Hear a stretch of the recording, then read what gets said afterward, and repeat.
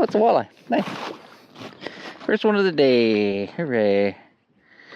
Sweet. Nice little eater. Oh, there you go. He hit that actually pretty hard out here in like 100 feet of water. You just never know where these walleye are going to be. It's more out here on Rufus Woods. It's more dictated by current than it is depth. On a blade bait, silver blade bait.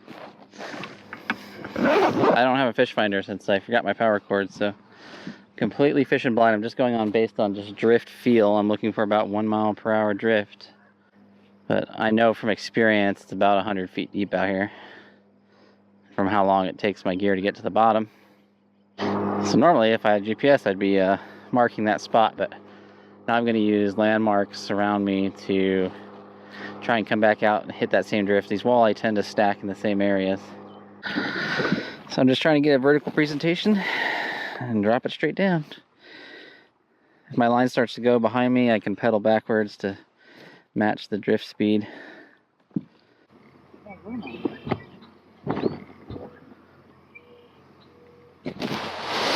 There we go.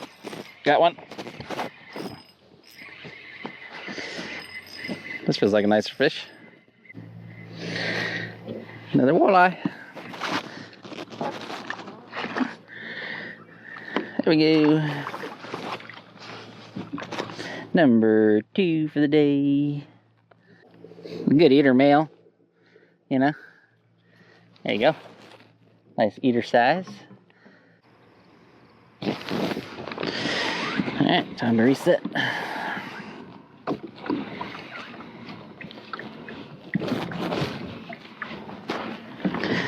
Each drift I've had 1 fish to the boat and a couple bites. That's not bad. Sidra was asking me why I don't bring the autopilot out here, and I think the reason that I wouldn't want to use the autopilot in this drift fisheries is that I have much more instantaneous control forward reverse, so I can really match my drift speed perfect. I can keep that line presentation nice and vertical. If it starts to go backwards, I can just pedal backwards, catch up with it. If I get snagged up, I can move forward just instantaneously rather than reaching down to push a button or something. You know, if I was anchoring up and fishing for rainbow trout out here, completely different story. I think the autopilot would be absolutely superb for that. But in this fishery, I really prefer my PDL drives, and that instant reverse is really where the PDL drive shines in these vertical jigging walleye fisheries. So you notice I'm pedaling backwards here because as I'm dropping, I'm trying to keep that line straight up down. Prevents snagging, helps me detect those really light bites. And I can go forward if I hang up on something, or if there's a little bit of breeze coming down, it pushes me faster on the surface than the natural drift is. I can compensate with the PDL drive. It's very nice. Without using my hands, I don't have to pull any levers or nothing, just instant reverse. And it's a long drop down to the bottom. There we go.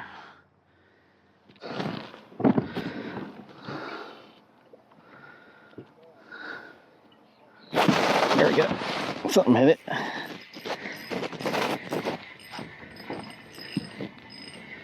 Just had to get vertical.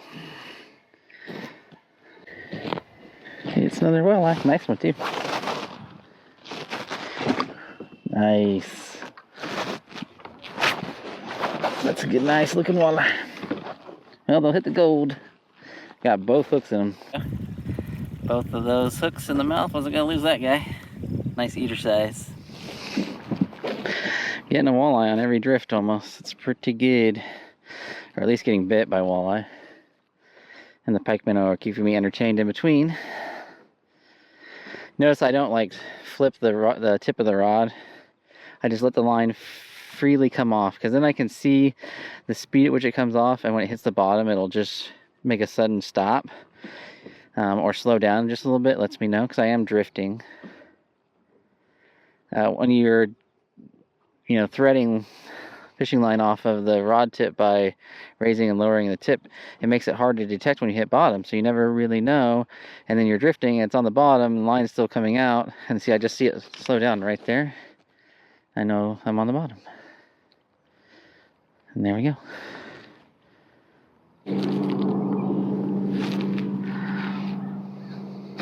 There's one. Yeah. Another walleye. Nice one. Whew, he inhaled that. He inhaled that north-sided blade bait. Rod tip's only going a foot max. There we go. There's fish.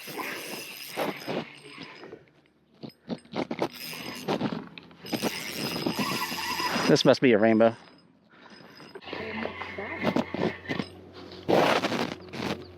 Oh, dude, this is the biggest sucker fish I've ever caught on a blade bait. What? I caught the biggest sucker fish I've ever seen. Look at the size of this sucker fish. Blur, blur, blur, blur. It's a sucker fish. I was like, what the hell?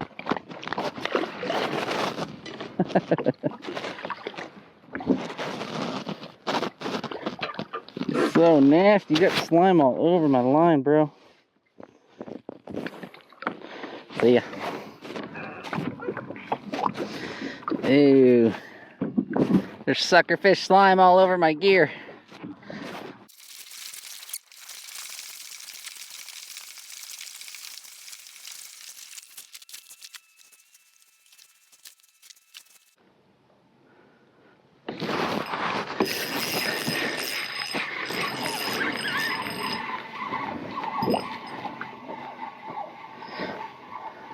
That one was way down there deep. I went dropped into a big hole and it didn't hit the bottom. I was like, what the heck? And I picked it up and there's fish there. It's feeling very walleye-esque. It is. It's a nice one. Fisher's got one on. Let's see what she's got down there. There we go. Another one. That's number 7 for the day. One more to go for a limit. All good eater size too. The only bad thing is bringing them up from extreme depths. I'm often worried about barotrauma, so I end up harvesting smaller fish than I normally would and larger fish than I'd like. But luckily, I'm not catching any big ones today, which is a good thing.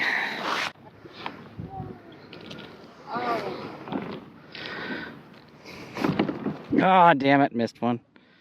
God damn it.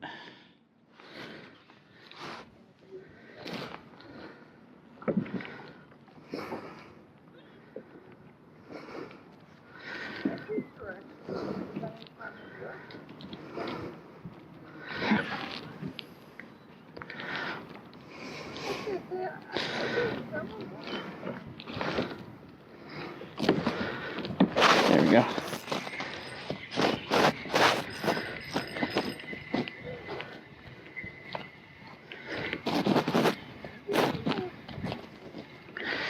Gulped one. I missed that bite earlier. I knew there had to be a little pack of them down there. That's another keeper. That's another keeper. There we go. Alright, there's another keeper there. That's my 8th fish of the day, my limit, so I'm all done. All on blade baits today.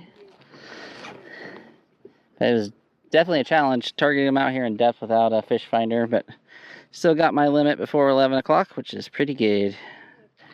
I'll put links to everything I use below. If you guys have any questions, just let me know in the comment section and I will get back to you. And just remember, fish smarter, not harder. Bye, guys.